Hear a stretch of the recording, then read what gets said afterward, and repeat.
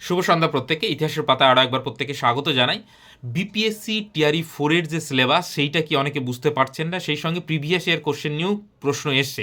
এই দুটো প্রশ্নের উত্তর আমি দেওয়ার চেষ্টা করবো এই ভিডিওতে। প্রথম হচ্ছে, প্রিভিয়াস ইয়ার কোশ্চেন নিয়ে অলরেডি আমি বলেছিলাম, আপনি যদি ফ্রিতে মানে অরিজিনাল কোশ্চেন পেতে চান, এই যে এই পিডিএফ দেখিয়েছিলাম যেরকমটা, সেইটা আপনি পাবেন হচ্ছে বিপিএসসি যে ওয়েবসাইট, অফিসিয়াল ওয়েবসাইট, সেইখান থেকে নিয়ে আমার ডাউনলোড করা, আপনি আর্কাইভে গিয়ে খুঁজে আপনাকে পেতে হবে।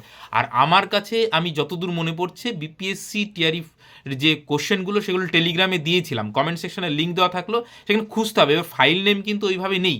এবার বিপিএসসি টিআরই 4-এর যে কোশ্চেন সরাসরি খুঁজে, মানে জানেন যে ফাইল নেম যদি ওইভাবে ভালো করে অ্যারেঞ্জ না করা থাকে তাহলে আপনি খুঁজে পাবেন না। তো এইটা একটু দেখতে হবে, এবং আমার ল্যাপটপে নিশ্চয়ই রয়েছে সফট কপি, সেটা আমি দেখব। তো এইটা গেল প্রথম সোর্স, হচ্ছে আপনি অফিসিয়াল ওয়েবসাইটে এই কোশ্চেন যদি হুবহু এই কোশ্চেন যদি পেতে চান তাহলে আপনি পেতে পারেন। অথবা যে কোনো ওই বই দেখিয়েছিলাম, এই বইটাও নিয়ে অনেকে মানে বুঝতে পারেননি। দেখুন, হিন্দি এডিশনে বলেইছিলাম যে হিন্দি এবং ইংলিশ দুটোই থাকবে, এবং এই ভিডিওর দেখবেন যে বাঁ পাশে মানে প্রোডাক্ট সেকশনে রয়েছে, সেখান থেকেও ক্লিক করে আপনার যেটা প্রয়োজন সেটা নিতে পারেন। তো এই গেল প্রথম প্রিভিয়াস ইয়ারের ব্যাপারটা। এইবার আসি যে সিলেবাসের ব্যাপারটা অনেকেই ভালো করে বুঝতে পারছে না। সিলেবাসটাও আবার টেলিগ্রাম চ্যানেলে দেওয়া রয়েছে। এইবার সেইখানে গিয়ে আপনি দেখবেন যে প্রপার ওইভাবে ডিকোড করে সিলেবাস দেওয়া নেই। সিলেবাসটায় কী দেওয়া রয়েছে দেখুন, 3টে পার্ট। একটা হচ্ছে ল্যাঙ্গুয়েজ পোর্শন, একটা জিএস পোর্শন, একটা হচ্ছে সাবজেক্ট পোর্শন।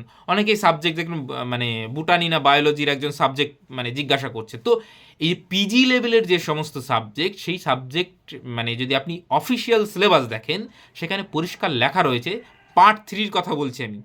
পার্ট 3 অর্থাৎ আপনার সাবজেক্ট যেখান থেকে 80 নাম্বার আসবে, সেই সিলেবাসটা হচ্ছে পরিষ্কার বলা আছে অফিসিয়াল ওয়েবসাইটে, এনসিইআরটি বা এসসিআরটি। এসসিআরটি মানে ওই রাজ্যের বোর্ডের যে বই, যেমন আমাদের ওয়েস্ট বেঙ্গল মধ্যশিক্ষা পর্ষদের যে সরকারি বই হয় না, সেই বইয়ের কথা বলছি। তো সেই বইতে যা আছে সেটাই সিলেবাস, একদম পরিষ্কার করে এই কথাটাই বলা আছে। এনসিইআরটি অথবা এসসিআরটিতে যা, মানে ধরুন আপনার বুটানি যদি সাবজেক্ট হয়, বা বায়োলজি যদি সাবজেক্ট হয়, বা ম্যাথ যদি সাবজেক্ট হয়, বিহারে ওই যে এসসিআরটি বই, অথবা আপনি এনসিআরটি, কারণ দুটো সিমিলার। মানে বিহার কিন্তু আপনাকে এটাও বুঝতে হবে যে বিহার কিন্তু এই ওয়েস্ট বেঙ্গলের মতো নয় যে আমি স্টেটের মানে সেন্ট্রাল গভর্নমেন্টের সম্পূর্ণ বিরোধিতা করে আমি নতুন মানে আলাদা করে সিলেবাস তৈরি করে মানে আলাদা পথে চলবো, সেরকমটা কিন্তু নয়। বিহার কিন্তু এনসিআরটিকে ফলো করে।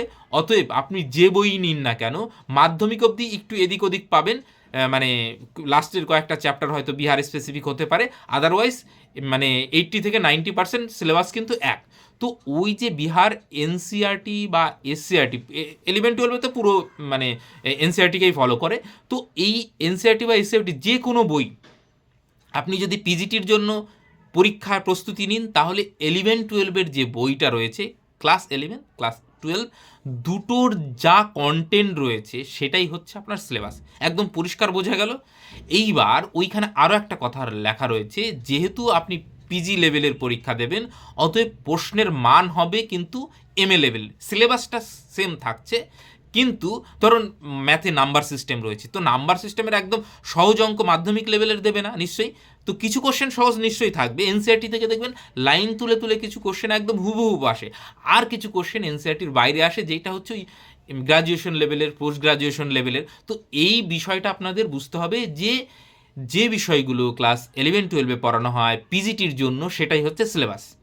এবার 9-10-এর ক্ষেত্রেও কিন্তু তাই। তাহলে মানে আপনি যদি মানে 9-10-এর ক্ষেত্রে প্রস্তুতি নিন, তাহলে এনসিআরটি বা এসসিআরটির আপনি 9-10-এর বই দেখবেন, সেটাই হচ্ছে সিলেবাস। এইবার যেহেতু মোটামুটি আপনি যদি 11-12-এর প্রস্তুতি নিন, 9-10-এর এনসিআরটিও দেখবেন, 11-12-এর তো আপনার সিলেবাস রয়েছে, ওটা তো ডেফিনেটলি দেখবেন। এইভাবেই কিন্তু দেখতে হবে। তাহলে একদম জলের মতন পরিষ্কার হয়ে গেল, সিলেবাস এদিক ওদিকে খুঁজে কোনো লাভ নেই। আপনি সরাসরি চলে যান এনসিআরটির ওয়েবসাইটে, গুগলে জাস্ট সার্চ করবেন এনসিআরটি টেক্সট বুক, অফিসিয়াল ওয়েবসাইটটা চলে আসবে, যেটা গভর্নমেন্ট ওয়েবসাইট। সেইখানে প্রত্যেকটা সাবজেক্টের বই অ্যাভেলেবেল রয়েছে। সেইখানের যে কন্টেন্ট 11-12 9 যে কন্টেন্ট যদি পিজিটির জন্য 11-12 দেখে নেবেন, আর 9-10-এর জন্য 9-10-এর বই দেখে নেবেন। এইবার অনেকে প্রশ্ন করবেন যে কোনটা পড়বো। দেখুন, প্রথম কথা হচ্ছে পিজিটির জন্য আপনি যদি পড়েন, তাহলে অবশ্যই আপনাকে 11-12-এর বই দেখতে হবে।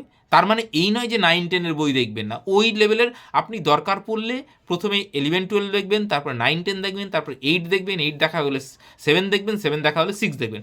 6 to 12 অবধি দেখলে আপনার একদম পুরো কমপ্লিট প্যাকেজ।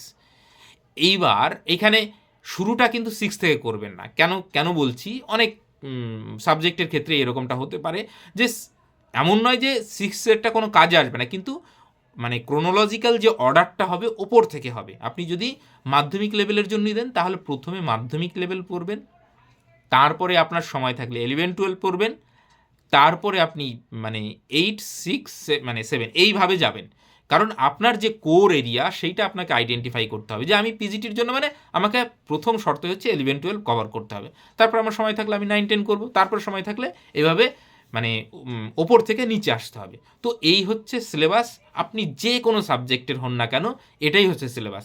এর বাইরে কিন্তু অফিসিয়ালি আলাদা করে মানে আমাদের এসএসসির যেরকম সিলেবাস আছে সেরকম কিন্তু সিলেবাস বিপিএসসি টিআরির ক্ষেত্রে নেই। পরিষ্কার হলো বোঝায়টা?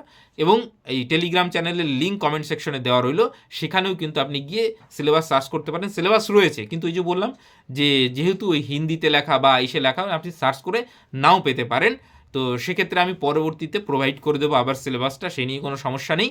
এবং বিপিএসসি টিআরই 3 অবধি যে সমস্ত কোশ্চেন সেইটা আপনি এইটা থেকেও দেখতে পারেন। এবং এইটা ওই ভিডিওর বাঁ দিকে দেখবেন ওই প্রোডাকশন, এর আগেও দেখেছি, আপনি ওই লিঙ্কে গেলে ফ্লিপকার্ট থেকে আমি সরাসরি কিনে নিতে পারবেন। অনেকগুলো দামের মানে রেঞ্জ দেখবেন কম বেশি আছে, মানে ওই 10-20 টাকা কম বেশি হয়, বাকি ডেলিভারি চার্জ নিয়ে মোটামুটি একই দাঁড়িয়ে যায়। আর খুব বেশি বইয়ের দাম নয়, কিন্তু আমি যখন কিনেছিলাম কম ছিল, দেখবেন যে ওই 250 টাকার মধ্যে মোটামুটি আপনি পেয়ে যাবেন। তো এইটা প্রিন্ট আউট করার থেকে এইটা প্রিন্ট আউট করতেও তো খরচা লাগে। এইখানে যদিও যাদবপুরে আমাদের খুব কম খরচে প্রিন্ট আউট হয়ে যায়, তো সেটা নিয়ে সমস্যা নেই। তো মোটামুটি প্রিন্ট আউট করা বই কেনা মোটামুটি সমান, মোটামুটি খরচ মোটামুটি আপনার একই পড়ে যাবে, খুব বরং বইয়ে একটু কম পড়বে। প্রিন্ট আউট করতে গেলে আবার স্পাইরাল করতে গেলে আপনার কিন্তু খরচ অটোমেটিকলি বাড়বে। এবং জেলার যে সমস্ত জায়গা সেখানে তো মানে প্রিন্ট আউট খরচাটা অনেক বেশি আমি জানি। আমাদের এখানে যদি মানে 50 পয়সা মানে বোথ সাইড 1 টাকায় এখনও অবধি হয়ে যায়, শিয়ালদা থেকে আরেকটু কম হয়। তো যাই হোক, শিয়ালদার আশেপাশে হলে আপনি সেটা প্রিন্ট আউট করে নিতে পারেন, আদারওয়াইজ আপনি বইয়ের দিকেই যেতে পারেন, তাহলেই সেটা সবথেকে বেটার হবে। Thank you.